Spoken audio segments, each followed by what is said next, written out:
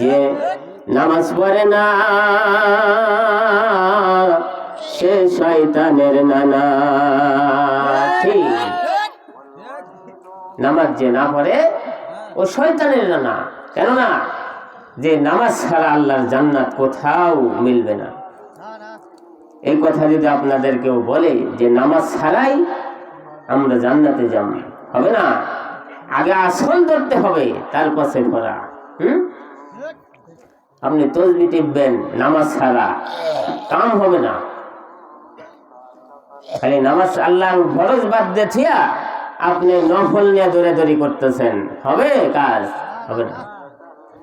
এই জন্য নামাজ আগে, তারপরে অন্য ইবাদত। আল্লাহ পাক আমাকে আপনাকে তৌফিক দান করুক। আখির দাওয়ানা আনিল হামদুলিল্লাহি রাব্বিল আলামিন। আসসালামু আলাইকুম ওয়া রাহমাতুল্লাহি ওয়া বারাকাতুহু।